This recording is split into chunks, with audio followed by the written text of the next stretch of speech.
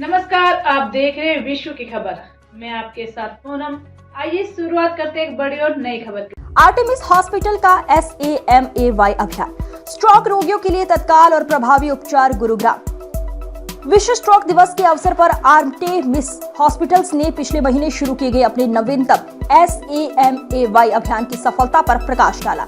SAMAY जो stroke acting within minutes adds to years के लिए खड़ा है, स्ट्रोक की देखभाल में क्रांति लाने के लिए डिजाइन किया गया एक व्यापक कार्यक्रम है। अपनी शुरुआत के बाद से SAMAY अभियान ने स्ट्रोक के परिणामों में उल्लेखनीय सफलता हासिल की है। स्ट्रोक रोगियों को तत्काल और विशेष देखभाल प्रदान करके आर्टेमिस हॉस्पिटल ने उपचार के समय को काफी कम कर दिया है, जिससे बेहतर रोगी परिणाम और कम विकलांगता हुई है। क्या है, थोड़ा सा इसके बारे में बताइए, क्योंकि स्टॉक एक्टिंग मिनट्स एड्स और ईयर आपने पांचों चीज दी है। हमने बेसिकली अंग्रेजी को थोड़ा सा हिंदी रूपांतर कर दिया। तो टाइम इज ब्रेन ये बोला जाता है सारे विश्व में कि जब भी स्ट्रोक है तो आपको एक भी सेकंड वेस्ट नहीं करना है, जल्दी से जल्दी किसी हॉस्पिटल में जाना है ताकि इलाज जल्दी से जल्दी शुरू हो सके। तो उस टाइम को हमने समय में कन्वर्ट कर दिया और एक निमोनिक बनाया कि समय इज इक्विवेलेंट टू टाइम। तो stroke acute management adds years, तो वो जो क्षण आप बचाते हैं उससे आपकी जिंदगी की क्वालिटी ऑफ लाइफ में कई साल जुड़ जाते हैं। ये है समय का प्रोग्राम। सर, क्या कारण है स्ट्रोक बढ़ने के?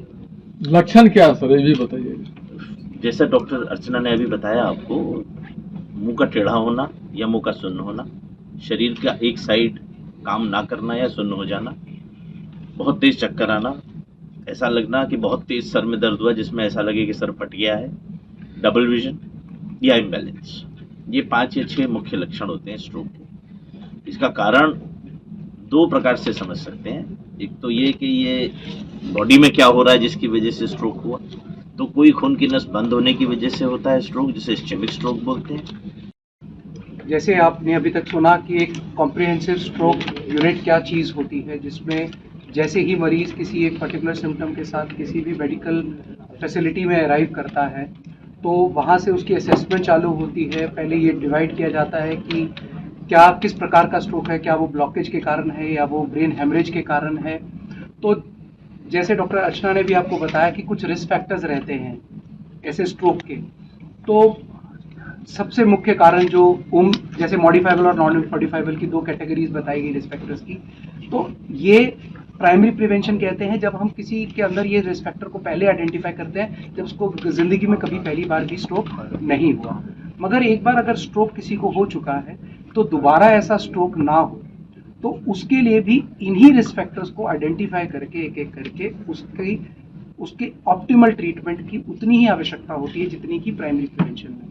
और बहुत बार लोग पूछते हैं कि हमारा ट्रीटमेंट क्या हम छोड़ दें, हमें फायदा तो हो नहीं रहा, क्योंकि जो सिम्टम उस पर्टिकुलर स्ट्रोक से उत्पन्न हुए हैं वो वैसे धीरे धीरे सुधार आता है। इसका मतलब सारे लोग जो उस पेशेंट को बचाने के लिए लगते हैं, एक पूरी टीम लगती है। उस टीम में न्यूरो एनेस्थीसिया और न्यूरो क्रिटिकल केयर एक तरह से आप कह सकते हैं कि सेंटर में रहते हैं। हम सबके साथ काम कर रहे हैं। जैसे ही पेशेंट अराइव होता है ER के अंदर, उसके स्ट्रोक किस तरीके का हुआ है, जैसे डॉक्टर तारिक ने बोला बड़े वेसल का स्ट्रोक हुआ है या किसी छोटे वेसल का स्ट्रोक हुआ, उसको करने के लिए सबसे पहले MRI की जरूरत पड़ती है। जब MRI के लिए जाते हैं तो ऐसे पेशेंट्स चूंकि अपने होशो हवास में नहीं होते हैं तो उनको सिडेशन लगता है, सुलाने की ज़रूरत पड़ती है कि ताकि वो अपनी गर्दन ना हिलाएं उस MRI के अंदर और उनकी इमेजिंग ठीक से आ सके। तो वहाँ से ही एनेस्थीसिया या न्यूरो एनेस्थीसिया या न्यूरो क्रिटिकल केयर टीम का काम शुरू हो जाता है। वहाँ से जब वो उसको सुलाते हैं तो वो ये भी ख्याल रखते हैं कि वो सुलाने की दवाई ज़्यादा ना हो ताकि उसका असेसमेंट भी हो सके। और प्लस वो ऐसी अगर सिचुएशन में है कि वो अपनी ही बलगम को अगर अपनी छाती में ले जाए तो उस टाइम पे कई सारी चीज़ें खराब हो सकती हैं। प्लस जिस तरीके के ये पेशेंट होते हैं, ये एक उम्र दराज पेशेंट की बीमारी है। वैसे आजकल के टाइम में यंग स्ट्रोक भी आने लगे हैं लाइफस्टाइल्स की वजह से, मगर ऐसे पेशेंट्स को कई बार सिर्फ दिमाग की ही प्रॉब्लम नहीं आती, उनके हार्ट की वेसल्स भी ब्लॉक हो रखी होती है। तो ऐसे समय में उनको कार्डियक मॉनिटरिंग और साथ में कई बार वो ऐसी सिचुएशन में होते हैं कि उनको ट्यूब डाल के वेंटिलेटर पे डाल के ही MRI से शुरुआत होती है।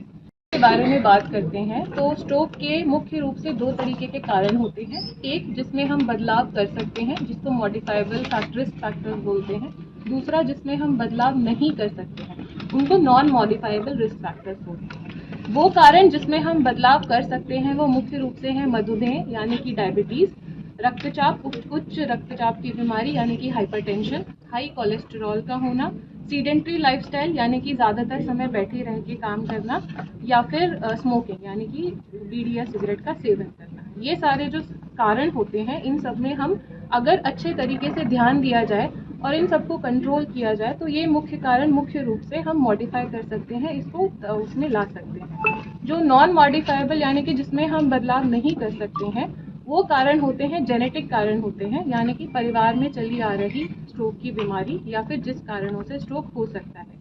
इसके अलावा हमारे ब्रेन में कुछ और भी प्रॉब्लम्स हो सकती हैं, कोई कोशिकाओं का गुच्छा बन सकता है या और भी कुछ प्रॉब्लम्स हो सकती हैं, हम इस बारे में ज़्यादा कुछ नहीं कर सकते। तो मुख्य रूप से यही दो कारण होते हैं स्ट्रोक।